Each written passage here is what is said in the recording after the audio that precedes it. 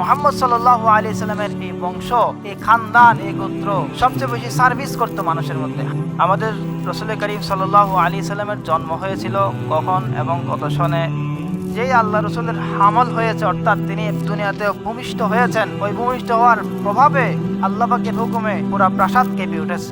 জাল হাক্কু ওয়া যাহাকাল বাতিল, অর্থাৎ হক এসে গিয়েছে, হকের আলো উদিত হয়ে গেছে, বাতিল তো এমনিই চলে যাবে। আব্রাহার এই হস্তি বাহিনীকে আল্লাহ পাক রব্বুল আলামিন আবাবিল পাখির মাধ্যমে আল্লাহ রব্বুল আলামিন কি করেছেন? ধ্বংস করেছেন। তো খানদানি মানুষের বিবাহ কিভাবে হয়? Arrange marriage. ইন্নাল্লাহ খালাকাল খালক। মানুষ দামি হয় কেন? वो है मेरा नबी, वो है मेरा नबी, तुझसा कोई नहीं, तुझसा कोई नहीं, मुस्तफा मुस्तफा। وما أرسلناك إلا رحمة للعالمين صدق الله مولانا العلي العظيم الحمد لله আজকে আমাদের সিরাতুন নবী দর্শ শুরু হবে। তো ইতিমধ্যে আমরা আলোচনা করে ফেলেছি সিরাতুন নবী কি এবং কাকে বলে, সিরাতুন নবী আমাদের কেন প্রয়োজনীয়তা রয়েছে, এবং একই সাথে আমরা গতকালকে এটাও আলোচনা করেছি পুরা পৃথিবীর অবস্থা কেমন ছিল রাসূল করিম সাল্লাল্লাহু আলাইহি ওয়াসাল্লামের আগমনের পূর্বে, পুরা পৃথিবীর অবস্থাটা কেমন হয়েছিল। তো আমরা বিভিন্ন ধর্ম নিয়ে আলোচনা করেছি সংক্ষিপ্ত আকারে। আর অবশেষে ইসলামের সৌন্দর্যটা আস্তে আস্তে তুলে ধরা হবে। দিন যখন আসবে, রসুলের মাধ্যমে যখন দিন আসছে, তখন ইসলামের সৌন্দর্য আমাদের সামনে ফুটে উঠবে। এবং তৃতীয় বিষয় আমরা কালকে যেটা আলোচনা করেছিলাম, বিধর্মীদের যে একটা মিশন সিরাতুন নবীর উপর, তারা সিরাতুন নবী এই সাবজেক্টকে অনেক গুরুত্ব সহকারে দেখে। রাসূল করিম সাল্লাল্লাহু আলাইহি সাল্লামের জীবনটাকে তারা অনেক সুন্দর করে গবেষণা করে, একটা মতবাদ রূপে তারা গবেষণা করে। বিষয়ে কালকে আমাদের আলোচনা হয়েছে এবং তারা বিভিন্ন জায়গায় তো ভালো কথাই লিখে, বেশিরভাগ জায়গায় ভালো কথা লেগে, কিন্তু তাদের যে আমরা যে উদ্দেশ্যে সিরাত পড়ি, আমাদের একটা আদর্শ হিসেবে আমরা নিয়ে থাকি আল্লাহর হাবিবকে, তারা সেরকম নেয় না। শুধুমাত্র একটা মতবাদ রূপে পড়ার কারণে বিভিন্ন তারা যেগুলো উইক পয়েন্ট বলে তারা মনে করে সেগুলো জিকির করে দেয়, উল্লেখ করে দেয়, অথচ সেগুলো কোনো উইক পয়েন্ট না। আজকে আমাদের প্রথম আলোচ্য বিষয় থাকবে যে আমরা গতকালকে 500 থেকে 600 মিলাদি, 500 থেকে 600 মানে এডি যেটাকে বলে, অর্থাৎ ঈসা আলাইহিস সালামের জন্মের 570 বছর বা 71 বছর পরে আল্লাহর হাবিবের জন্ম। তো 500 থেকে 600 100 বছরের যে স্প্যান, ওই স্প্যানের মধ্যে পুরা পৃথিবীর আলোচনা কালকে হয়েছে। এখন আমরা আসি 570 বা 71-এ কি হয়েছিল। 570 বা 71 এই বিষয়ের মানে নির্দিষ্টতা একটু পরে আসছি। আমুল ফিল বলতে একটা পরিভাষা আছে সিরাতুন নবীর মধ্যে। আমুল ফিল মানে হস্তি বাহিনীর আক্রমণ, কিসের উপর? কাবাগরের উপর। তো এটাকে ফিল মানে হস্তি বা হাতি, আম মানে বছর। তো 570 বা 571 যেটাই বলেন সেটা পরে নির্দিষ্ট করে দিব। ওই বছরে আব্রাহা এক আমির ছিল, সে ছিল নাজাশি। নাজাশি বলা হয় হাবশা দেশের বাদশার টাইটেল। মিশরের বাদশার টাইটেল হলো ফেরাউন, আর হাবশা বা ইথিওপিয়া, বর্তমানে যে ইথিওপিয়া, সে দেশের বাদশার টাইটেল হলো নাজাশি। আমরা যে নাজাশি শুনে থাকি মশহুর, সেই নাজাশি তার টাইটেল রূপে আমরা শুনে থাকি, তার নাম অন্যটা। আব্রাহা মূলত বাদশা ছিল না, আমির ছিল, অর্থাৎ নাজাশির একজন আমেল, অর্থাৎ আমির ছিল। ইয়ামানের দায়িত্ব নিযুক্ত, ইয়ামান যে দেশ রাষ্ট্র, ওই ইয়ামানের রাষ্ট্রে নিযুক্ত আব্রাহার শাসন অধীনে ছিল ইয়ামান। আর পুরা সাম্রাজ্যের মালিক কে ছিল? নাজাশি। পুরা সাম্রাজ্যের মালিক কে ছিল? নাজাশি। তো এই আব্রাহা ইয়ামানের মধ্যে একটি ইবাদতখানা বানিয়েছে। ওই ইবাদতখানা বানানোর উদ্দেশ্য ছিল যে কাবার ঘরে যে মানুষের হজের মধ্যে যাতায়াত, দ্বীনে ইব্রাহিমি থেকে হজের শুরু। ইব্রাহিম আলাইহিস সালাম কাবাতুল্লাহ নির্মাণ করেছেন এবং সেখান থেকে হজের সূচনা। তো তখন থেকে হজ পালন করে আসতো মানুষ। এই হজকে ইয়ামানের দিকে ডাইভার্ট করার জন্য, মক্কা থেকে ইয়ামান দিকে নিয়ে যাওয়ার জন্য সে একটি বড় ইবাদতখানা বানিয়েছে। বানানোর পরে আরবরা সেটা, মানে মক্কার আরবরা সেটা সহ্য করে নিতে পারে নাই। ওখানে গিয়ে তারা হাঙ্গামা করেছে। কোথায়? ইয়ামানের সনা এলাকার মধ্যে যে ইবাদতখানা বানিয়েছে সেখানে। কোন কোন রাওয়ায়াতে আসছে এক ব্যক্তি সে ইবাদতখানার মধ্যে প্রস্রাব করে দিয়েছে। তো এগুলোর কারণে আব্রাহা রাগান্বিত হয়ে মক্কা মুকাররমার উদ্দেশ্যে তার হস্তি বাহিনী নিয়ে আগমন এবং যে কাবা ঘরের উপর হামলা চালানোর জন্য সে চেষ্টা করলো। তো মাশহুর ঘটনা আমরা সকলেই জানি যে আব্রাহার এই হস্তি বাহিনীকে আল্লাহ পাক রব্বুল আলামিন আবাবিল পাখির মাধ্যমে আল্লাহ রব্বুল আলামিন কি করেছেন? ধ্বংস করেছেন। এটা আমুল ফিলের সংক্ষিপ্ত বলে দিলাম, কারণ এটার সাথে আমাদের একটা বিষয় সংশ্লিষ্টতা আছে না আপনার জেনে রাখতে হবে। তাহলে তখন আব্দুল মুত্তালিব ছিলেন আর আল্লাহর হাবিবের দাদা ছিলেন কাবাগরের জিম্মাদার। তো তিনি দোয়া করতেছিলেন তার সাথী সঙ্গীকে নিয়ে যেন আব্রাহার এই হস্তি বাহিনীকে আল্লাহ তাআলা কি করে পরাস্ত করে। 570-এর সাথে একটা বিশেষ ঐতিহাসিক সম্পর্ক আমাদের আছে, যে এখন এখানে আমাদের দ্বিতীয় বিষয় হলো এই হাদিসুল ফিল, অর্থাৎ এটাকে আমুল ফিল বলা হয়, মানে হস্তি বাহিনীর যে ঘটনা আরবের মধ্যে পুরো ঘটনা প্রসিদ্ধ হয়ে গিয়েছিল এবং এটা অনুসারে অনেক কিছু হয়েছে। মানে ওয়ালিদা ফি আমিল ফিল, সে আমুল ফিলে জন্মগ্রহণ করেছে, অর্থাৎ হস্তি বাহিনী যে বছরে হামলা করেছে ওই বছরে তার জন্ম। হস্তি বাহিনী যে বছরে হামলা করেছে ওই বছরে এই ঘটনাটা হয়েছে। মানে হস্তিবাদ বাহিনীর এই ঘটনাকে কেন্দ্র করে তারা পরিচয় দিত যে ওই বছরে এটা। আমরা অনেক সময় বলি স্বাধীনতার বছরে আমাদের এটা হয়েছে, এরকম একটা উপমা দিত, এক্সাম্পল দিত। এটাকে বলা হয় আমুল ফিল। এখন এই আমুল ফিলের সাথে কি সম্পর্ক, কেন আমুল ফিলের কথাটা আনলাম? আমাদের রাসূল করিম সাল্লাল্লাহু আলাইহি সাল্লামের জন্ম হয়েছিল কখন এবং কত সনে, এই বিষয় নিয়ে আমুল ফিলের সাথে সম্পর্ক। আল্লাহর হাবিবের জন্ম অধিকাংশ ওলামাদের মতে আমুল ফিলেই হয়েছিল। এই বিষয়ে সমস্ত ওলামায়ে কেরামের মানে তাকরিবান ইজমা, অর্থাৎ ইজমার মতো যে আমুল ফিল অর্থাৎ যে বছরে হস্তি বাহিনী এসেছে হামলা করতে ওই বছরই আল্লাহর হাবিবের জন্ম হয়েছে। 50 দিন পরে বলেছে কেউ বলেছে 40 দিন পরে, অধিকাংশ বলেছেন 50 দিন পরে। তাহলে কোন বছর আল্লাহর হাবিবের জন্ম হয়েছে? আমুল ফিল। সেই বছরটা কথা আমি বলছি পরে, একটু পরে আসছে, গবেষণা করে যারা বলেছে তাদের কথাই নকল করে দিব। এখন 570 কি 71 এটার মধ্যে মতভেদ আছে। এখন এই 50 দিন পরে আল্লাহর হাবিবের জন্ম। এখন জন্মর যে তারিখ, এই বিষয়ে কিছু মতভেদ আছে। তারিখগুলো আমরা একটু মাথায় রাখবো, যে এখানে সিরাতের বিভিন্ন কিতাবে আছে 8 তারিখের কথা, কোন কিতাবে আছে 9 তারিখের কথা, কোন কিতাবে আছে 12 তারিখের কথা। হাফিজ ইবনে কাসির রহমতুল্লাহি আলাইহি ওনার এক কিতাব আছে আল বিদায়া ওয়ান নিহায়া। এই কিতাবের সিরাতের যে অংশ, ওখানে তিনি 6টা বা 5টা কৌল নকল করেছেন, 5টা মতামত ওলামায়ে কেরামের নকল করেছেন বা মুআররিখিনের নকল করেছেন। প্রথমে তিনি বলেছেন যে সোমবারে হয়েছে, এটাতে কোনো সমস্যা নেই, কোনো মতভেদ নেই, এটা সহিহ হাদিস দ্বারা প্রমাণিত। কারণ রাসূল করিম সাল্লাল্লাহু আলাইহি ওয়াসাল্লামকে প্রশ্ন করা হয়েছিল সোমবারের রোজা সম্পর্কে, সহিহ মুসলিমও এই হাদিসটা এসেছে। তো তিনি বললেন যে ফিহি বুলিতু ওয়া ফিহি উনজিলা আলাইয়া, আমি সোমবারেই আমার জন্ম হয়েছে এবং আমার উপর আমাকে যে ওহী নাজিল হয়েছে সেটাও সোমবারে, প্রথম ওহী সোমবারে নাজিল হয়েছে। তাহলে সোমবারের বিষয়ে কোনো মতভেদ নেই। আমুল ফিলের ব্যাপারে কোনো মতভেদ নেই। দিনে হয়েছে নাকি রাতে হয়েছে, এই বিষয়ে তাকরিবান ইজমা যে দিনে হয়েছে, কারণ এটা ওই হাদিস থেকে বুঝে যায় যে সুইলান সৌমি ইয়াউমিল ইসনাইন, সোমবারের দিনের ব্যাপারে, রোজার ব্যাপারে আল্লাহর হাবিবকে জিজ্ঞাসা করা হয়েছে। তো রাসূল করিম সাল্লাল্লাহু আলাইহি সাল্লাম বলেছেন ফিহি বুলিতু, আমি ওই দিনে জন্মগ্রহণ করেছি। তাহলে দিনের বেলার কথা আসছে। রোজা কি মানুষ রাতে রাখে না দিনে রাখে? দিনে। তো সেই হিসেবে দিনের বেলা আল্লাহর হাবিবের জন্ম রাতে নয়। সোমবার আল্লাহর হাবিবের জন্ম মঙ্গল বুধ বৃহস্পতিতে নয়। তারপর আমুল ফিলে জন্ম 40 দিন বা 50 দিন পরে, বেশিরভাগ মত হলো 50 দিন। এবার আসেন 570, 71 আর 9 তারিখ না 10 তারিখ না 8 তারিখ এই বিষয়ে। এখানে বুঝতে হবে 3টা কথা। একটা হলো প্রচলিত মত, প্রসিদ্ধ মত, মানুষের লোকমুখে প্রসিদ্ধ। আরেকটা হলো সায়েন্টিস্টদের, যারা ফালাকি, যারা এরকম পুরা বিষয়টা বুঝে অঙ্ক করে বের করেছে, যারা চন্দ্র সূর্য দেখে ফালাকিয়াতকে বুঝে, তাদের একটা মত। আরেকটা হলো বিজ্ঞ ওলামায়ে কেরাম, যারা সনদে হাদিসের উপর কাজ করে বিশুদ্ধ সনদগুলা জমা করে একটা মত। এই 3টা মত আছে। এই 3টার মতের মধ্যে বিদগ্ধ ওলামায়ে কেরামের মত আর গবেষকদের মত প্রায় কাছাকাছি, আর 12 তারিখটা একটু দূরে। 8 তারিখ এটা বিদগ্ধ ওলামায়ে কেরামের মত এবং এটাকেই ইবনে আব্দুল বার রাহিমাহুল্লাহ, এই রাওয়ায়াতটা আছে জুবাইর ইবনে মুতঈম থেকে বর্ণিত 8 তারিখের ব্যাপারে। ইবনে দেহিয়া উনি একজন আলেম ছিলেন, ইমাম, ওনার একটা কিতাব আছে আল বাশির ওয়ান নাজির, এরকম ধরনের কিতাব। সেটা আমি হয়তো লিখেছি এখানে, কোথাও হারিয়ে গেছে এরকম। তো ইবনে দেহিয়া তার কিতাবের মধ্যে 8 তারিখ এই মতটাকে বিশুদ্ধ বলেছেন এবং ইবনে আব্দুল বার রাহিমাহুল্লাহ উনি মালিকি মাযহাবের একজন ইমাম, উনিও এই মতটাকে বিশুদ্ধ বলেছেন। এবার আসেন যারা 9 তারিখ বলেছে তাদের কথাটা একটু খুব মন দিয়ে শুনি। 9 তারিখের মতটা হলো যারা গবেষক তাদের মত। এখানে কালকে যে সিরাতুন নবীর কিতাব বলেছি আবুল হাসান আলী আন-নদভী রহমতুল্লাহি আলাইহি, তিনি তো নিজের কিতাবে 12 তারিখে লিখেছেন, কিন্তু কিতাবের যে নিচে হাসিয়া থাকে ওখানে লিখেছেন ওয়াকাদ হাক্কাকাল আলিম আল ফালাকি আল কবির মাহমুদ পাশা আল মিসরি, মিসরের একজন বড় ফালাকিয়াতের গভীর পাণ্ডিত্যধারী একজন আলেম, তিনি বলেছেন, গবেষণা করে বলেছেন যে ওনার জন্ম হয়েছে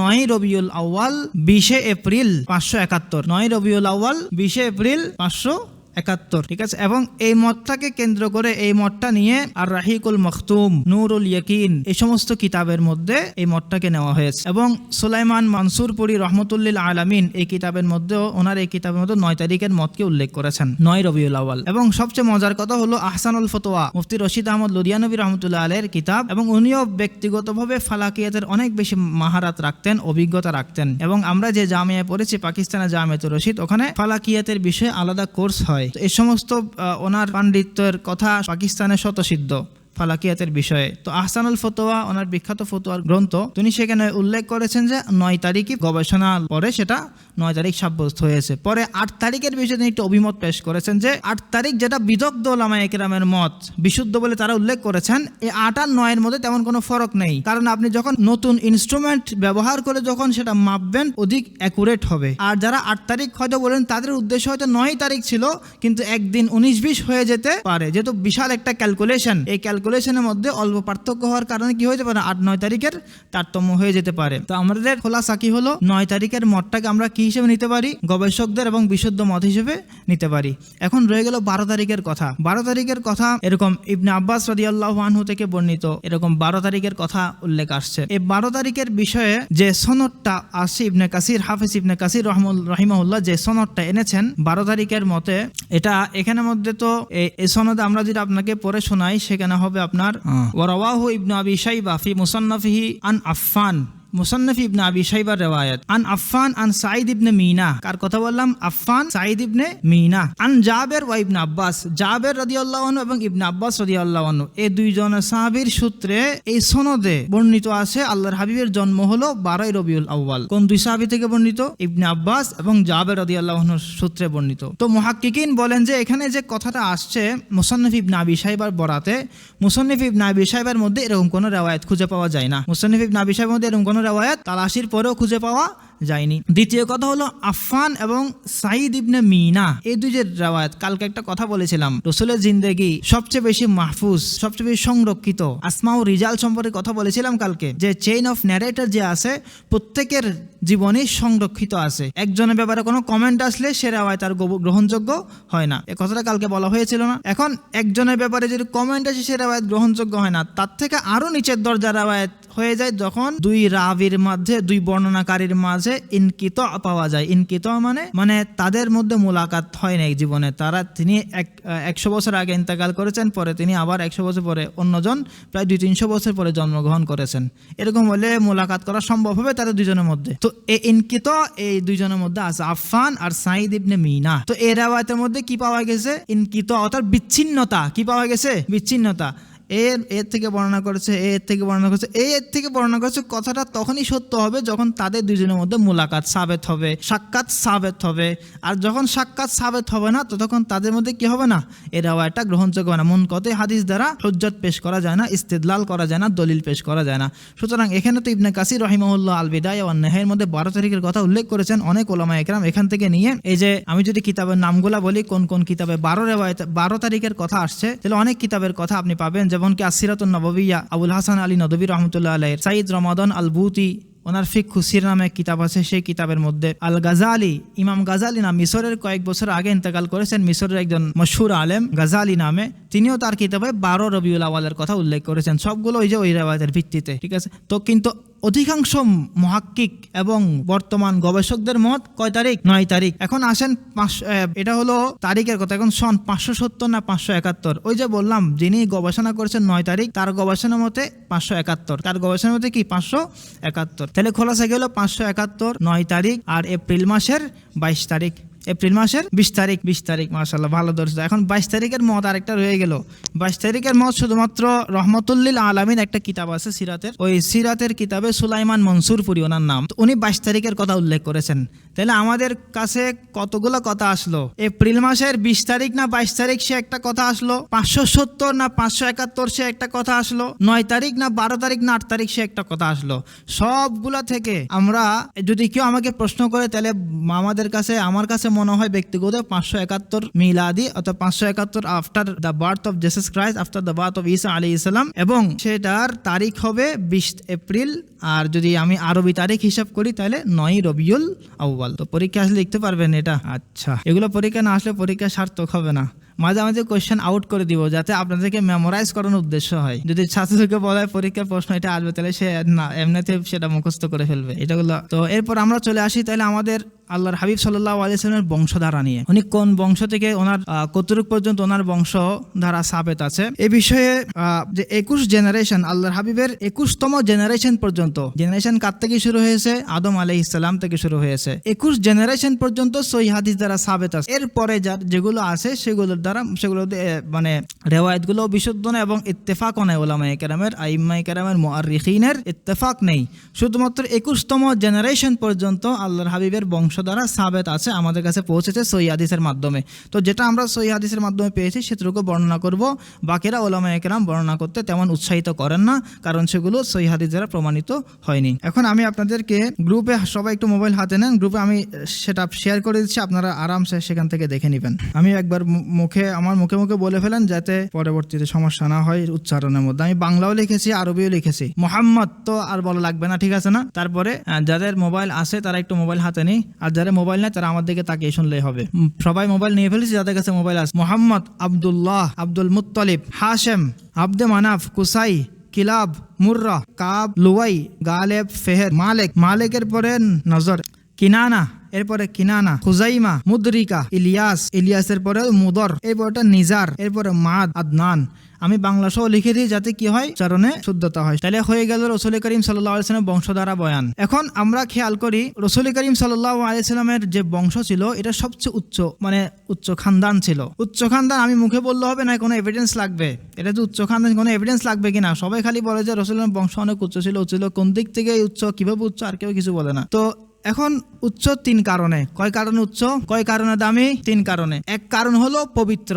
আদম আলাইহিস সালাম থেকে শুরু করে মুহাম্মদ রাসূলুল্লাহ সাল্লাল্লাহু আলাইহি সাল্লাম পর্যন্ত যত বংশ, যত এরকম জেনারেশন এসেছে, ওনার এই বংশধারার মধ্যে কোনো জারজ সন্তান পয়দা হয় নাই। প্রত্যেকে ওই যুগের যেটা বিবাহ শাদীর রেওয়াজ ছিল, ওই বিবাহ শাদীর রেওয়াজ আদায় করে, বিবাহ শাদী করে সবাই কি করেছে?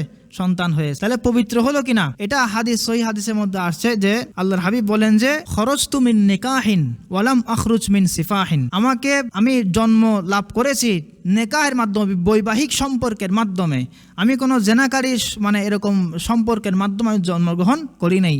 এটা শুধু আমার ক্ষেত্রে না, আমার পূর্বপুরুষ সবার ক্ষেত্রে। এরপরে আল্লাহর হাবিবের বংশ যে সবচেয়ে উচ্চ বংশ, তিনি আল্লাহর হাবিব নিজেই বলেছেন, সহিহ মুসলিমের রাওয়ায়াতে এসেছে, ইন্নাল্লাহ খালাকাল খালক, আল্লাহ তাআলা পুরা পৃথিবীর মানুষকে সৃষ্টি করেছেন। পুরা পৃথিবীর মানুষকে সৃষ্টি করার পর সুম্মা জাআলাহুম ফিরকাতাইন, ওই মানুষগুলোকে আল্লাহ তাআলা ফিরকাতাইন 2 শ্রেণীতে ভাগ করেছেন। ফাজআলানি ফি খায়রিহিম ফিরকাতান, ওই 2 ফেরকার মধ্যে যেটা সবচেয়ে ভালো ফেরকা সেটার মধ্যে আমাকে শামিল করেছেন। সুম্মা জাআলাহুম কবাইল, ওই ফেরকারকে আবার কিছু গোত্রের মধ্যে ভাগ করেছেন। ফাজআলানি ফি খায়রিহিম কবিলাতান, ওই গোত্রসমূহের মধ্যে সবচেয়ে ভালো গোত্রটা আমার জন্য আল্লাহ পাক নির্বাচিত করেছেন। সুম্মা জাআলাহুম বুয়ুতান ফাজআলানি ফি খায়রিহিম বাইতান, তারপর ওই সমস্ত গোত্রসমূহকে অনেকগুলা ঘরে, ছোট ছোট ঘরে আল্লাহ পাক তাকসিম করেছেন, ভাগ করেছেন। সেখানের মধ্যে ওয়া জাআলানি ফি খায়রিহিম বাইতান, তো এবং সেখানে সবচেয়ে উৎকৃষ্ট যে ঘর, সে ঘর আমার জন্য আল্লাহ পাক নির্বাচিত করেছেন। ফানা খায়রুকুম বাইতান ওয়া আনা খায়রুকুম নাফসান, আমি মানুষ হিসেবে তোমার চেয়ে অনেক বেশি উৎকৃষ্ট আল্লাহ পাক আমাকে বানিয়েছেন,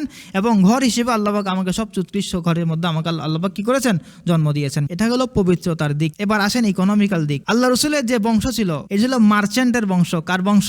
মার্চেন্টের বংশ, ব্যবসায়ীদের বংশ। আল্লাহর হাবিব সাল্লাল্লাহু আলাইহি সাল্লামের পরদাদা হাশেম, আব্দুল্লাহর উপরে কে ছিল? হাশেম। আরবের মধ্যে যে এক্সপোর্ট ইম্পোর্টের যে বিষয়, এই এক্সপোর্ট ইম্পোর্ট অর্থাৎ বাইরে শাম, এদিকে আপনার ইরাক, এদিকে আপনার ইথিওপিয়া বা হাবশা, এই সমস্ত এলাকার মধ্যে এক্সপোর্ট ইম্পোর্টের যে লেনদেন সেগুলো শুরু করেছেন হাশেম, অর্থাৎ আল্লাহ রাসূলের পরদাদা। তো এই হাশেম এবং তার ভাই সবাই ছিলেন মার্চেন্ট। সবাই অর্থাৎ হাশেম শাম দেশের বাদশার সাথে চুক্তি করেছে যে আমার এখানে কাফেলা আসবে যাবে আপনার দেশে, আমাদের জন্য একরাম হয়। হাশেমের ভাই আব্দে শামস, তিনি চুক্তিবদ্ধ হয়েছেন হাবশার বাদশার সাথে। নওফেল, তিনি আর এক ভাই হাশেমের অন্য একজন ভাই, হাশেমের অন্য একজন ভাই যে নৌফেল চুক্তিবদ্ধ হয়েছেন ইরাকের বাদশার সাথে, এবং আরেকজন ভাই ছিলেন মুত্তালিব, ইনি আব্দুল মুত্তালিব মনে করেন না আবার। মুত্তালিব মানে হাশেমের আরেক ভাই, অর্থাৎ আব্দুল মুত্তালিবের চাচা। আব্দুল মুত্তালিবের বাবার নাম কি? হাশেম, মোহাম্মদ আব্দুল্লাহ আব্দুল মুত্তালিব হাশেম। এই হাশেমের চার ভাই, হাশেম, আব্দেশামস, নৌফেল, মুত্তালিব। ঠিক আছে, এই মুত্তালিব তিনি চুক্তিবদ্ধ করেছেন ইয়ামানের বাদশার সাথে। তো চার ভাই চার দেশের মধ্যে কি করে? ব্যবসা করে। তাহলে ইকোনমিক্যালের দিক থেকে অর্থাৎ ফাইন্যান্সিয়াল দিক থেকে যদি আমি হিসাব করি, অর্থনীতির বিষয়টা হিসাব করি, তাহলে মুহাম্মদ সাল্লাল্লাহু আলাইহি সাল্লামের বংশ সবচেয়ে উঁচু কি নিচু? এরপর আসেন সার্ভিস, সোশ্যাল সার্ভিসের ক্ষেত্রে মানুষ দামি হয় কেন? মানুষ খিদমতুল খলকের মাধ্যমে মানুষ দামি হয়, মানুষকে সার্ভ করার মাধ্যমে মানুষ দামি হয়। আপনি চলে যাবেন কিন্তু আপনার গুণগান পৃথিবীতে বাকি থাকবে যখন আপনি মানুষকে সার্ভ করতে পারবেন। যখন আপনার খেদমত পৃথিবীতে ছড়াবে তখন আপনি মানুষের কাছে দামি হবেন, স্মরণীয় হয়ে থাকবেন। তো এই মুহাম্মদ সাল্লাল্লাহু আলাইহি সাল্লামের এই বংশ, এই খানদান, এই গোত্র সবচেয়ে বেশি সার্ভিস করতো মানুষের মধ্যে। হাশেম যে নামটা হলো হাশেম, এই হাশেমের লুগাবি অর্থ, লিটারাল মিনিং হলো যিনি রুটিকে মানে বিলীন করে, মানুষের কাছে রুটি বিলীন করে। তো হাশেম শামের মধ্যে ছিল, তিজারতি সফরের মধ্যে ছিল। তখন খবর পেয়েছে মক্কার মধ্যে কহত অর্থাৎ দুর্ভিক্ষ ছড়িয়ে পড়েছে। তখন তিনি সেখান থেকে এসে মানুষকে রুটি বিনামূল্যে কি করেছেন? খাবার দিয়েছেন, বিভিন্ন সেবা যত্ন করেছেন। এটা তো হাশেমের একটা দিক। এখন সোশ্যাল সার্ভিসের কথা আমি এখনো যাই নাই। সোশ্যাল সার্ভিসের মধ্যে সবচেয়ে উত্তম সার্ভিস হলো আল্লাহর ঘরের খেদমত করা। কার খেদমত করা? আল্লাহর ঘরের খেদমত করা। অনেক বড় বড় মানুষেরা এখনো যারা হজ উমরা করতে যায়, যাদের অন্তরে ইখলাস আছে, তারা সুইপার থেকে ঝাড়ু নিয়ে নিজে আল্লাহর ঘরে একটু ঝাড়ু দেওয়ার চেষ্টা করে। যারা সেখানে সুইপার থাকে তাদের থেকে একটু ঝাড়ু নিয়ে যারা আল্লাহর ঘরের সাফাইয়ের সোয়াবটা তার কাছেও কি এসে যায়। মাঝে মাঝে আব্দুর রহমান সুদাইস মাঝে মাঝে তিনি নিজেও কি করেন? সুইপ করেন, আল্লাহর ঘরকে কি করেন? পরিষ্কার করেন। তো এই যে আল্লাহর ঘরের খেদমতটা আল্লাহ পাক কাদের কাছে দিয়েছিলেন? আল্লাহর হাবিবের এই বংশের কাছে দিয়েছে। আল্লাহর ঘরের উপরে গিলাফ পরানো, আল্লাহর ঘরের মেহমানদেরকে, হাজিদেরকে খানা খাওয়ানো, যেটাকে রিফাদা বলা হয়। আল্লাহর ঘরের মেহমান হাজি সাহেবদেরকে পানি পান করানো, যেটাকে সিকায়া বলা হয়। এগুলো সবগুলা আল্লাহর হাবিবের এই বংশের মানুষের উপর ন্যস্ত ছিল। এবং নদুয়া মানে কোন একটা মজলিস জমা করতে পারা। আমি ডাক দিলে কি পুরা চিকন্দরি মানুষ আসবে? কিন্তু কোনো চিকন্দরি বড় মানুষ ডাক দিলে আসবে। তো আল্লাহর হাবিবের বংশের যারা বড় ওনার বাপ দাদা ছিলেন সবাই এরকম ছিলেন যে ডাক দিলে পুরা আরব একসাথে হয়ে যেত। লিওয়া আরেকটা খেদমত তাদের ছিল। লিওয়া মানে কোনো যুদ্ধ যদি হয়ে যায় কারোর সাথে, ধরেন আরবের সাথে হাবশার বাদশার যুদ্ধ হয়ে গেল, এখন সিপাহ সালার কে থাকবে? কোন বংশ থেকে সিপাহ সালার থাকবে? পতাকা কার হাতে থাকবে? তিনি থাকবেন কুরাইশ বংশ থেকে। সোশ্যাল সার্ভিসের দিক থেকে আল্লাহর হাবিবের বংশ সবচেয়ে উৎকৃষ্ট, ইকোনমিক্যাল দিক থেকে আল্লাহর হাবিবের বংশ সবচেয়ে উৎকৃষ্ট, পবিত্রতার দিক থেকে আল্লাহর হাবিবের বংশ সবচেয়ে উৎকৃষ্ট। তো বোঝা গেল কেন আল্লাহর হাবিবের বংশ সবচেয়ে উৎকৃষ্ট। এবার আসি আমরা, প্রত্যেকটা নবীর বংশ এরকম সুন্দর এবং এরকম পরিপাট। যখন আল্লাহর হাবিব সাল্লাল্লাহু আলাইহি সাল্লাম বাদশার কাছে চিঠি পাঠালেন, কাকে? হিরাকল। কালকে আলোচনা চলে গেছে রোম পারস্য, রোমান এম্পায়ারের আলোচনা কালকে গিয়েছে কি যায় নাই? রোম সাম্রাজ্যের আলোচনা কালকে চলে গিয়েছে। এই রোম সাম্রাজ্যের বাদশার কাছে হিরাকল ওর নাম ছিল, তার কাছে চিঠি পাঠিয়েছে। চিঠি বার্তাবাহক ছিলেন দেহিয়া কালবি সাহাবি। তো তিনি গিয়ে আল্লাহর হাবিবের দাওয়াত দিলেন, ইসলামের দাওয়াত দিলেন। তখন আবু সুফিয়ানের তিজারতি কাফেলা সেখানে আগে থেকে সেখানে ছিল, রোমের মধ্যে আগে থেকেই ছিল। তো আবু সুফিয়ানের এই বাহিনী যখন ছিল কাফেলা, আবু সুফিয়ান তখন কি হন নাই? মুসলমান হন নাই। তো আবু সুফিয়ানকে ডেকেছে, কারণ তিনি জানতে পেরেছেন যে মুহাম্মদ রাসূলুল্লাহ সাল্লাল্লাহু আলাইহি সাল্লামের বংশধর আবু সুফিয়ান, অর্থাৎ আরবের খুব কাছে, তাদের বংশে পরে গিয়ে মিলে যায় আবু সুফিয়ানের সাথে। এই বংশের কেউ আসে কিনা নিয়ে আসো। তো আবু সুফিয়ান আসছে কার সামনে? হিরাকেলের সামনে। তো তিনি নবুয়তের আলামত জানতে চাচ্ছেন, তিনি যে নবী দাবি করছেন, আমি কিছু তোমাকে প্রশ্ন করব, সেগুলো যদি তুমি আমাকে সঠিক উত্তর দিতে পারো তাহলে আমি মনে করব যে তিনি নবী। আবু সুফিয়ানকে সামনে বসিয়েছেন, পিছনে ওই বাকি মানুষদেরকে বসিয়ে দিয়েছেন, যেন আবু সুফিয়ান যদি আমাকে কোনো মিথ্যা বলে তাহলে তোমরা আমাকে ইশারা করবে সে মিথ্যা বলছে। কারণ আবু সুফিয়ান তখন কি হন না? ইসলাম কবুল করে নাই। তো জিজ্ঞাসা করলো, কাইফা নাসাবুহু ফিকুম, রসুলের, তুমি যে রসুল বলে দাবি করছে নিজেকে, তার নসবটা, তার বংশ কেমন? তো আবু সুফিয়ান বললেন যে হুয়া ফিনা যু নাসাবিন, সে তো আমার মধ্যে অনেক সম্ভ্রান্ত বংশের অধিকারী, অনেক সম্ভ্রান্ত বংশের লোক সে। এরকম আরো কিছু আলামত জিজ্ঞেস করলেন। তো এই কথাটা বলার উদ্দেশ্য এটাই ছিল যে তখন হিরাকাল উত্তর দিল, ওয়াকাযালিকা নাসাবুল আম্বিয়া, এরকমই আম্বিয়াদের নসব এরকমই হয়ে থাকে যে তারা উচ্চ বংশের অধিকারী হয়ে থাকে। তো এটা বলার উদ্দেশ্য এটা ছিল যে আল্লাহর হাবিবের বংশ এবং সমস্ত আম্বিয়াদের বংশ কি থাকে ভাই? অনেক উচ্চ থাকে। এবার আসেন আমাদের এখান থেকে কি শিক্ষা? নসবের যে স্ট্যাটাস, এই স্ট্যাটাসটাকে আল্লাহ পাক রব্বুল আলামিন বা ইসলাম কোনদিন ইগনোর করে নাই। কি করে নাই? ইগনোর করে নাই। আবার পুরা সবকিছু নসবের উপর ঢেলে দেওয়া, আমি পীর সাহেবের ছেলে কেন আমি জান্নাতি, আমি শাইখুল হাদিসের ছেলে কেন আমি জান্নাতি, এর সবগুলা নসবের উপর ঠেলে দেওয়া, এটা যেমন বাড়াবাড়ি আর নসবের কোনো হাইসিয়তি নাই, এটা তেমন ছাড়াছাড়ি। তো মাঝামাঝি একটা অবস্থান, সেটা হলো যে নসবের কিছু দখলদারিত্ব অবশ্যই আছে, সেটা আমার উপর নির্ভর। সেটা আমরা কোরআন আয়াত থেকে দেখতে পারবো যে ওয়াল্লাযীনা আমানু ওয়াত্তাবাআতহুম যুররিয়াতুহুম বিঈমানিন আলহাকনা বিহিম যুররিয়াতাহুম, যারা ঈমান আনবে এবং তাদের পরবর্তী প্রজন্ম ঈমানের ক্ষেত্রে তাদের বাপদাদাকে অনুসরণ করবে, সৎ আমলের ক্ষেত্রে তাদের বাপদাদাকে অনুসরণ করবে, আমরা তাদেরকে কিয়ামতের দিন একসাথে মিলাইয়া দিব। তাহলে এটা একটা ফায়দা দেখা দিল যে আমি যদি কিরকম থাকে, আমার বাপ দ্বারা যদি ভালো থাকে, আমি যদি ভালো হয়ে চলতে পারি, খুঁটিনাটি অসুবিধা হইলে সেটা আল্লাহবাক মাফ করে দিয়ে একসাথে মিলনের ব্যবস্থা আল্লাহবাক করে দিবেন। এই একটা ফায়দা আল্লাহবাক দেখিয়ে দিয়েছেন। তো অনেক জায়গায় দেখা যায় যে আমরা এরকম রেওয়ায়েতে এসেছে যে এক সাহাবী আল্লাহর হাবিবের মেয়েকে বিবাহ করেছেন, সম্ভবত আলী রাদিয়াল্লাহু আনহুর ব্যাপারে এই রেওয়ায়েতটা এসেছে যে তিনি উম্মে কুলসুম, উসমান বা আলী, আমার যাক এটা বাদ দিয়ে আমার পুরো রেওয়ায়েতটা মাথায় আসছে না, যার কারণে এটা ক্যান্সেল, সন্দেহ নিয়ে কোনো কথা বলা উচিত নয়। তো যার কারণে কি বললাম, তাহলে নসবের একটা ফায়দা অবশ্যই কোরআন হাদিসে বর্ণিত আছে, যে ফায়দাটা সীমিত পর্যায়ের, আমি নিজেও ঠিক থাকতে হবে, ছোট ত্রুটি বিচ্ছুতি হয়ে গেলে আমার পূর্ববর্তীদের নেক আমলের বদৌলতে আল্লাহ পাক আমাকে মাফ করে তাদের সাথে মিলিত হওয়ার কি করে দিবেন, ব্যবস্থা করে দিবেন। আর এটাকে যদি আমরা বেশি দেখি তাহলে বেশিরভাগ এসেছে মানে নসবের উপর নির্ভর না করার রেওয়ায়েত বেশি এসেছে, অর্থাৎ কারো বাপ দাদার এরকম হেরিটেজ নিয়ে আমি জান্নাত পেতে পারবো না, আমি নাজাত পেতে পারবো না, কারণ নূহ আলাইহিস সালামের ছেলে নাজাত পায় নাই, ঠিক আছে না। এরকম ইব্রাহিম আলাইহিস সালামের পিতার ব্যাপারে আমরা জানি, আজর, তিনিও কি পাবেন না, নাজাত পাবেন না। এমনভাবে ইব্রাহিম আলাইহিস সালাম ইস্তেগফার করতে চেয়েছিলেন, ইস্তেগফার করেছিলেন আব্বাজানের জন্য, কিন্তু আল্লাহ পাকের পক্ষ থেকে নিষেধাজ্ঞা জারি হয়ে গেছে, আপনার আব্বা কাফের অবস্থায় দুনিয়া থেকে চলে গেছে, আপনি কাফেরের জন্য সুপারিশ আমার কাছে করেন না। তো কাফেরদের নসব কোনোভাবে কি আসবে না, কাজে আসবে না। আর যদি ইমানদার হয়, বাপও ইমানদার, বেটাও ইমানদার, তাহলে কিছু ক্ষেত্রে কি আসবে, ফায়দা আল্লাহ পাক দিবেন তাদের মুশাবাহাতের কারণে। আর কিন্তু নসবকে সবকিছু বানিয়ে দেওয়া, সেটা কি বললাম, বাড়াবাড়ি, এজন্য কোনো কিছু। আর দ্বিতীয় কথা, এখান থেকে একটা জিনিস বোঝা যায়, কেন নবীদেরকে আল্লাহ পাক সবচেয়ে উচ্চ খানদান থেকে উচ্চ খানদান থেকে নিয়ে আসেন। এখান থেকে আমাদের শিক্ষা হলো, নিজেকে যে আল্লাহ পাক প্রমিনেন্ট বানিয়েছেন, পার্সোনালিটি, শাখসিয়াত আল্লাহ পাক একজনকে দিয়েছেন, সেটাকে দিনের কাজে ব্যবহার করা, এটা সিরাত থেকে আমরা শিক্ষা গ্রহণ করতে পারি। সেজন্য যাদেরকে আল্লাহ পাক এরকম প্রমিনেন্ট বানিয়েছেন, বড় কোনো পোস্টে আল্লাহ পাক বসিয়েছেন, বড় কোনো খানদান থেকে তাদের জন্ম হয়েছে, তারা এই দিনের কাজে এই পাওয়ারটাকে, এই প্রমিনেন্সিটাকে কাজে লাগানো, এটা সিরাতের শিক্ষা, সমস্ত আম্বিয়াদের শিক্ষা। এজন্যই সমস্ত আম্বিয়াদেরকে আল্লাহ পাক বড় বড় খানদান থেকে আল্লাহ পাক কি করেছেন, বাছাই করে নিয়ে এসেছে। এই ছিল বংশের কিছু আলোচনা, যেটা আমাদের জানা থাকা দরকার ছিল। এরপর আমরা চলে আসি আল্লাহর হাবিব সাল্লাল্লাহু আলাইহি ওয়াসাল্লামের পিতামাতার পরিচয়ে। পিতামাতা আব্দুল্লাহ, আমিনা, আমরা সকলেই জানি। তো আব্দুল্লাহ ছিলেন যে বংশধারা, সেখানে আমাদের জানা আছে আব্দুল্লাহ, আব্দুল মুত্তালিব, হাশেম। এবার মাতার দিকে আসেন আমিনা বিনতে ওয়াহাব। আমিনা তিনি বানু জোহরা গোত্রের একজন নারী, পাক পবিত্রা নারী, তিনি আমিনা ছিলেন। এবং ওনার আব্বার নাম কি ছিল, ওয়াহাব। আমিনার আব্বার নাম কি ছিল, ওয়াহাব। তাহলে কি হবে, আমিনা বিনতে ওয়াহাব। তো আমিনার আব্দুল্লাহর বিবাহ কিভাবে হয়েছিল? আব্দুল মুত্তালিব কে ছিলেন, আল্লাহর হাবিবের দাদা, আব্দুল্লাহর বাবা। তো আব্দুল্লাহর বিবাহের জন্য ওয়াহাবের ঘরে গেলেন, প্রস্তাব নেই, আপনার মেয়েকে আমার ছেলের জন্য চাই বা বিবাহ দিতে চায়, অ্যারেঞ্জ করার জন্য গিয়েছেন, বিবাহ গিয়ে প্রস্তাব দিয়েছেন, বাস বিবাহ শাদী হয়েছে। আল্লাহর হাবিবকে বিবাহ করার জন্য বড় বড় খানদান এসেছিল। ওয়ারাকা ইবনে নওফেল, যিনি তাওরাতের আলেম ছিলেন, ইনজিলের আলেম ছিলেন, আহলে কিতাবদের আলেম ছিলেন, তিনি আল্লাহ রসুলের আগমন সম্পর্কে আগে থেকে জানতেন। সেজন্য খাদিজাতুল কুবরা ওয়ারাকা ইবনে নওফেলের কাছে নিয়ে গেছিল, সেটা ঘটনা পরে আসবে ইনশাআল্লাহ বলে দিব।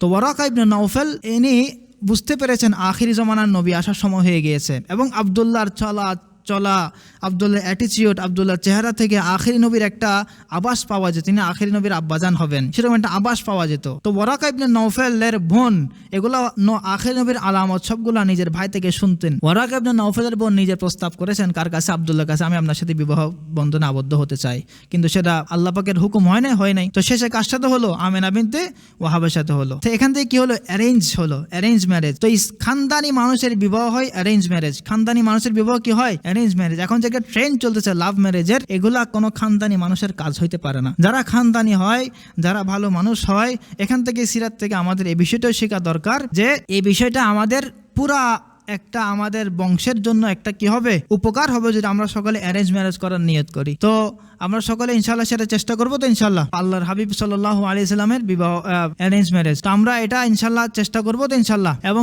সমাজ থেকে এগুলাকে প্রতিরোধ করার জন্য চেষ্টা করব, এবং এগুলোর জন্য আমাদের মেহনত, সিরাত থেকে এটা আমাদের শিক্ষা। ইয়াং জেনারেশন আজকে যে পথে ধাবিত হচ্ছে, এই পথ থেকে আমাদেরকে ইয়াং জেনারেশনকে ফিরাতে হবে। তো খানদানি মানুষের বিবাহ কিভাবে হয়? Arrange marriage. এরপর আসেন তাহলে আল্লাহর হাবিব সাল্লাল্লাহু আলাইহি সাল্লামের যে জন্ম, সেটা কিভাবে হলো? আমিনা আর আব্দুল্লাহর মাঝে সম্পর্ক হলো। বিভিন্ন রেওয়ায়েত আসছে যে, যদি রেওয়ায়েতের সনদগুলো দুর্বল, তো এই দুর্বল সনদ যুক্ত রেওয়ায়েত এই সমস্ত এগুলো দ্বারা তো কোনো হুকুম সাবেত হচ্ছে না, তবুও সেজন্য বলাটা কিছু কিছু মানে আব্দুল্লাহর একজন দুজন বাঁধি ছিল, তাদের সাথে আব্দুল্লাহ এরকম মিলন করতে চেয়েছিল, কিন্তু আব্দুল্লাহ তখন কাজ করে এসেছিল, শরীরে ময়লা ছিল, যার কারণে বাঁধি তাকে রিজেক্ট করেছে। পরে ওযু করে এসে আমিনার সাথে মিলন হয়েছে, পরে আল্লাহর হাবিবের জন্ম হয়েছে। তো আল্লাহ পাক রব্বুল আলামিন যাকে সাআদাত বানাতে চান, অর্থাৎ সাআদাতওয়ালা, সৌভাগ্যওয়ালা বানাতে চান, তাকে কেউ রোধ করতে পারে না। সেটা আমিনার তকদিরে লেখা ছিল। আমিনার জন্য সেই সৌভাগ্য ছিল যে তিনি মহানবীর মা হবেন, যার কারণে এতগুলা প্রপোজাল, এতগুলা কিছু হওয়ার পরও শেষমেশ কোথায় আসলো? মোহাম্মদ কার কোলে আসলো? আমিনার কোলে আসলো, সাল্লাল্লাহু আলাইহি ওয়াসাল্লাম। তো এখন কিভাবে জন্ম হলো? এখানে জন্ম তারিখ সম্পর্কে আমাদের আলোচনা শেষ, জন্মসন সম্পর্কে আমাদের আলোচনা শেষ। এখন শুধুমাত্র কিছু অলৌকিক ঘটনা যেগুলা আমাদেরকে জানতে হবে। আল্লাহর হাবিব যে হেদায়েতের নূর নিয়ে এসেছেন, সেটা আসলে কোনো আল্লাহ পাক পুরা পৃথিবীকে একটা জানান দিয়েছেন যে তিনি পুরা পৃথিবীর শাসক কর্তা হবেন এবং পুরা পৃথিবীকে তিনি কি করবেন? শাসন করবেন। সেটা তিনি যেদিন তিনি জন্মগ্রহণ করেছেন, ওই দিন কিছু আলামতের মাধ্যমে আল্লাহ তাআলা কি করেছেন? জানিয়ে দিয়েছেন। এখানে দেখেন, প্রথম আলামত হলো যে এই হাদিসটা সহিহ বিভিন্ন রাওয়ায়াতের মাধ্যমে এসেছে, সেজন্য বলা। এক সনদে না, বিভিন্ন সনদে এই হাদিসটা বর্ণিত হয়েছে, মানে বিভিন্ন সূত্রে এই হাদিসটা বর্ণিত হয়েছে। প্রত্যেকটা সবগুলোকে মিলাইলে একটা প্যাকেজ হয়ে যায়, যার কারণে হাদিসটা অনেক শক্তিশালী হয়ে যায়। তো সেখানে 3-4টা কথা আসছে।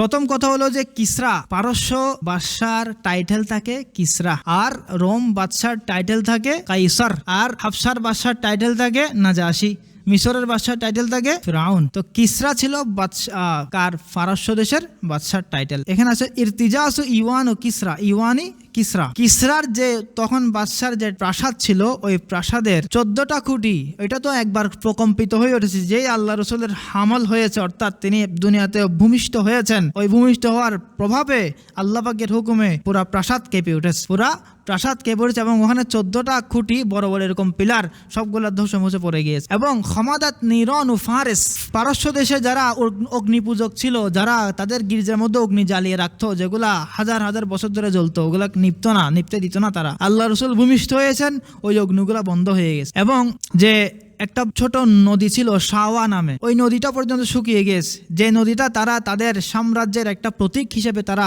পারস্য সাম্রাজ্যের একটা প্রতীক হিসেবে তারা মনে করতো, এটা তাদের গর্বের বিষয় ছিল, এই নদীকে তারা গর্ব করত। তো এই প্রতীককে আল্লাহ পাক আল্লাহ নবীর ভূমিষ্ঠ হওয়ার মাধ্যমে এই নদীটাকে আল্লাহ পাক শুকিয়ে দিলেন। যে প্রাসাদ নিয়ে থেকে তাদের সবকিছু পরিচালিত হতো, সেই প্রাসাদটা আল্লাহ পাক প্রকম্পিত করে দিলেন। যে আগুন তারা পূজা করত, সে আগুনকে আল্লাহ পাক, হাজার বছরের আগুনকে আল্লাহ পাক নিভিয়ে দিলেন। এটা দ্বারা কি উদ্দেশ্য? হেদায়েতের নূর এসে গিয়েছে। এখন যা আল হাক্কু ওয়া যাহাকাল বাতিল, যা আল হাক্কু ওয়া যাহাকাল বাতিল, অর্থাৎ হক এসে গিয়েছে, হকের আলো উদিত হয়ে গেছে, বাতিল তো এমনিই চলে যাবে, বাতিল কি হয়ে যাবে? পরাস্ত হয়ে চলে যাবে। তো এটা ছিল কিছু অলৌকিক 3-4টা মানে বিষয়। এমনি কিছু রেওয়ায়াত আছে যেগুলো আল্লাহ হাবিব সাল্লাল্লাহু আলাইহি ওয়াসাল্লামের জন্ম বৃত্তান্তে আমরা পড়ে থাকি বা শুনি। সেখানের মধ্যে একটা রেওয়ায়াত, 2টা রেওয়ায়াত যে আছে, যেগুলো আপনাকে আমি বলেছিলাম, একটা রেওয়ায়াত আরেকটা মোটামুটি কবি সনদ, অর্থাৎ মজবুত সনদ আরেকটা রেওয়ায়াত আমার চোখে পড়েছে। সেটা হলো যে আল্লাহর হাবিবকে সাহাবী জিজ্ঞেস করলেন যে, ইয়া রাসূলুল্লাহ আখবিরনা আন নাফসিক, ক্বালা নাআম আনা দাওয়াতু আবি ইব্রাহিম, আমি আমার বাবা ইব্রাহিমের দোয়ার ফসল, আমি আমার বাবা ইব্রাহিমের দোয়ার ফসল।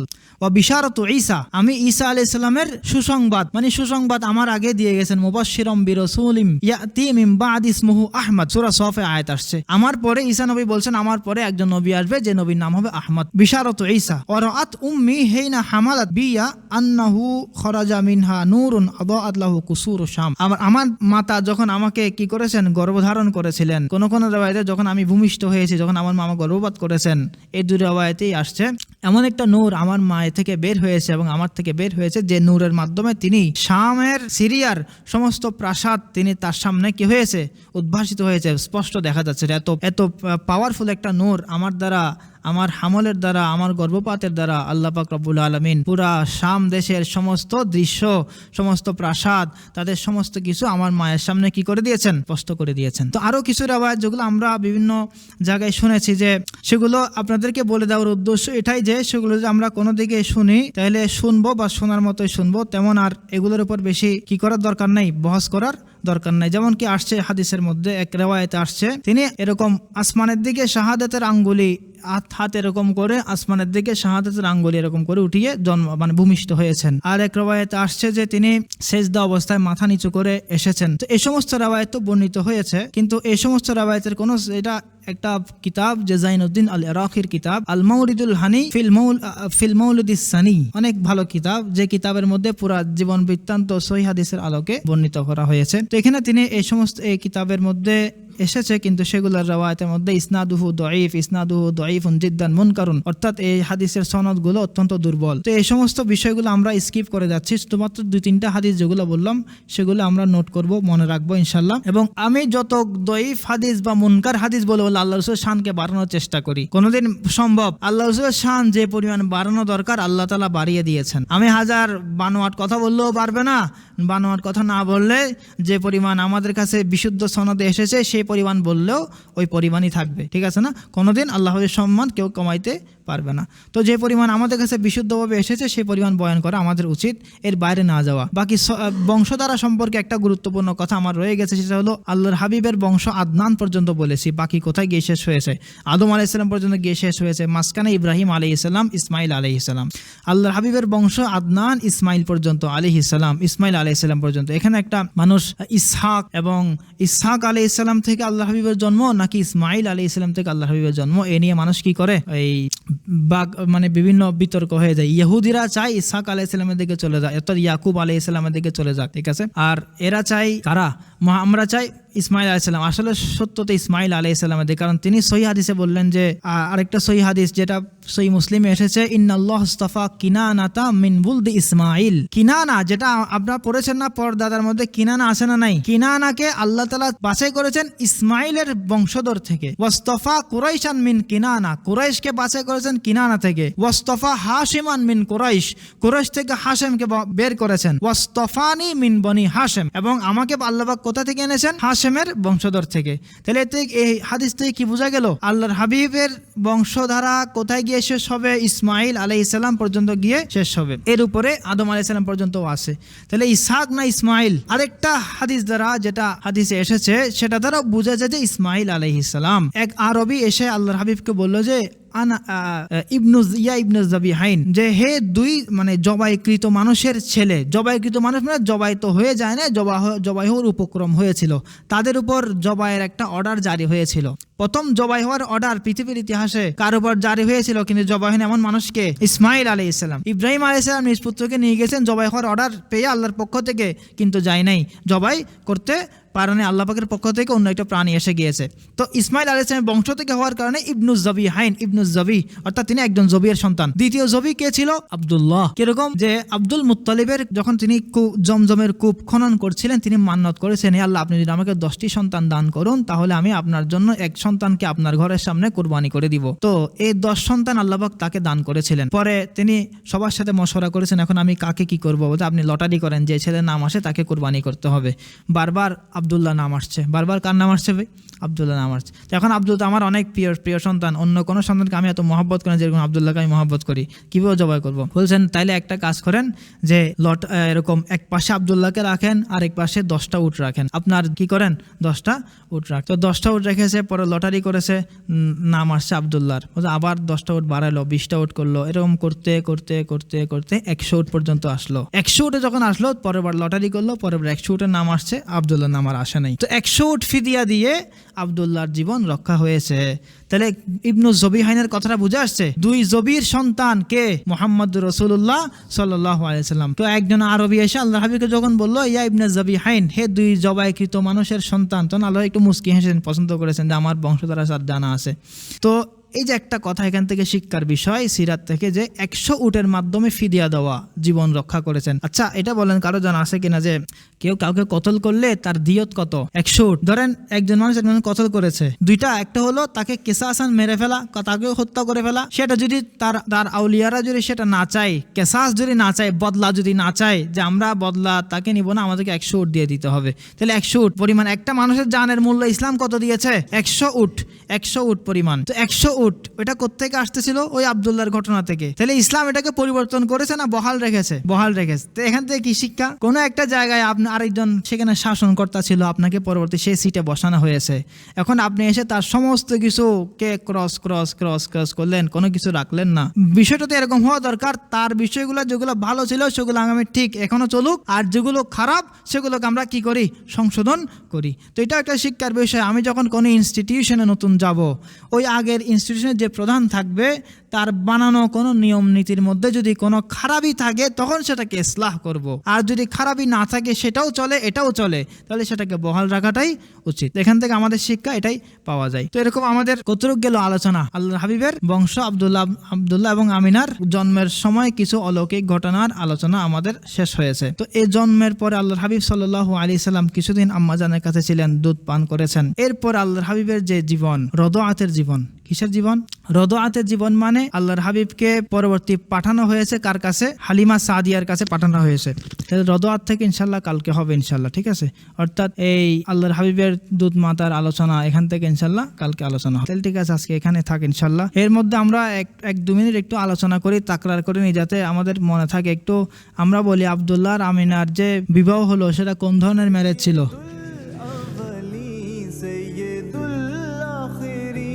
वो है मेरा नबी, वो है मेरा नबी,